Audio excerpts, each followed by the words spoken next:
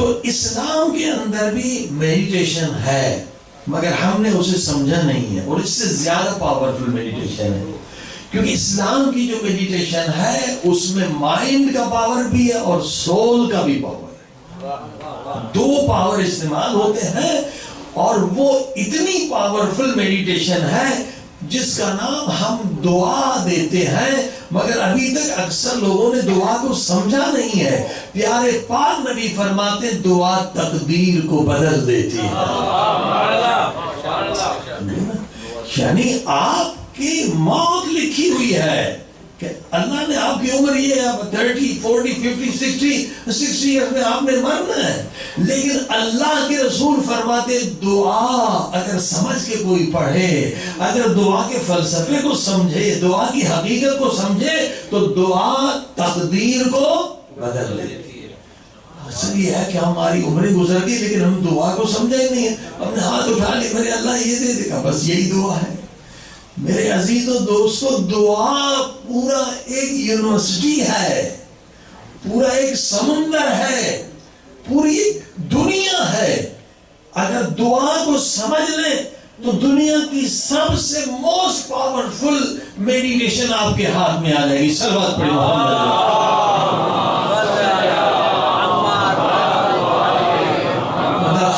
درخواست تھوڑا سا آگے جائے تاکہ جو مومنین آ رہے ہیں ان کو جگہ مل جائے۔ محمد والے محمد بلند کر صلوات۔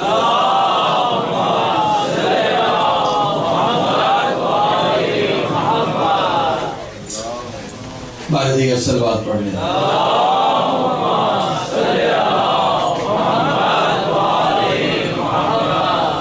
دعا ایک پوری دنیا ہے، اور اہل بیت نے بتلایا کہ دعا کی حقیقت کیا ہے۔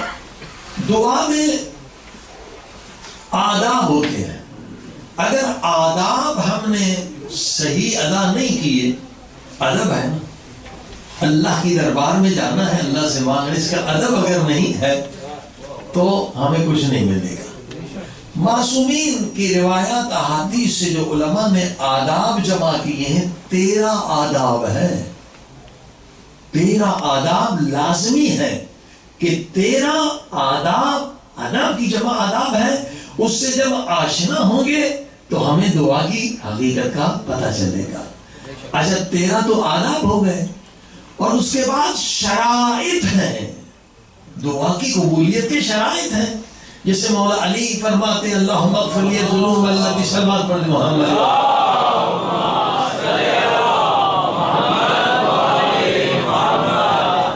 کہ دعا کے شرائط بھی ہیں اور دعا کی رکاوٹیں بھی ہیں، بیریئرز بھی ہیں۔ کتنی رکاوٹیں ہیں؟ احادیث و قرآن سے پتہ چلا 17 رکاوٹیں ہیں، 17۔ اگر 17 میں سے ایک رکاوٹ بھی ہوئی، پوری رات دعا پڑھتے رہے مگر دعا قبول نہیں ہوگی۔ صلوات پڑھتے محمد۔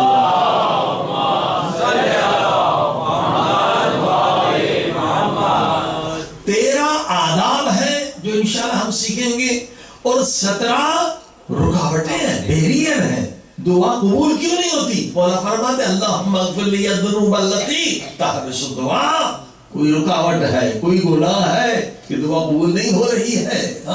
17 رکاوٹیں ہیں، 13 آداب ہیں، اور کچھ شرائط ہیں۔ صلوات پڑھی محمد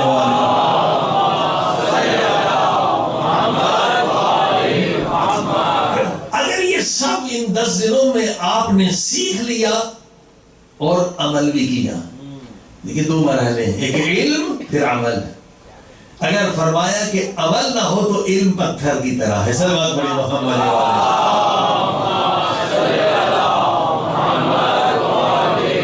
یعنی پریکٹس بھی کریں، 13 آداب اس کی پریکٹس بھی کریں، 17 رکاوٹیں ان کو بھی ہٹائیں، اور شرائط پر بھی عمل کریں۔ اگر 10 دن میں ہم نے یہ سیکھ لیا اور اس پر عمل بھی کر لیا تو یقین جانیے دنیا میں، زندگی میں کبھی آپ کو پریشانی نہیں ہوگی۔ یقین جانیے کبھی سائیکٹرسٹ کے پاس جانے کی ضرورت نہیں ہوگی۔ یہ لوگ جو بھی پریشان ہوتے ہیں اس لیے کہ وہ دعا کی حقیقت سے بے خبر ہیں۔ صلوات پڑھی محمد۔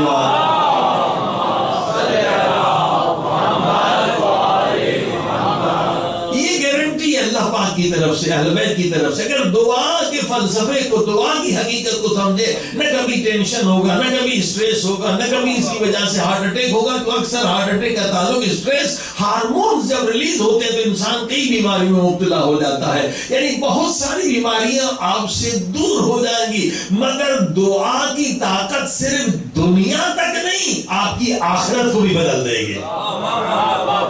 دعا جو ہمارے ہاں میڈیٹیشن ہے وہ مائنڈ کی نہیں ہے، سول کی بھی ہے. یعنی دنیا بھی بہتر ہو جائے گی، آخرت بھی بہتر ہو جائے گی. سب بات پڑھی محمد علی والا.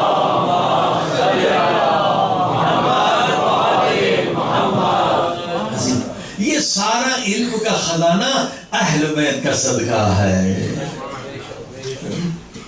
یہ 13 آداب، 17 رکاوٹیں یہ کس نے بتلائی؟ اہل بیت نے. اگر اہل بیت نہ ہوتے ہمیں کیا پتا ہوتا کہ اللہ سے کیسے بات کی جاتی ہے. سب ہاتھ پڑی محمد علی والا.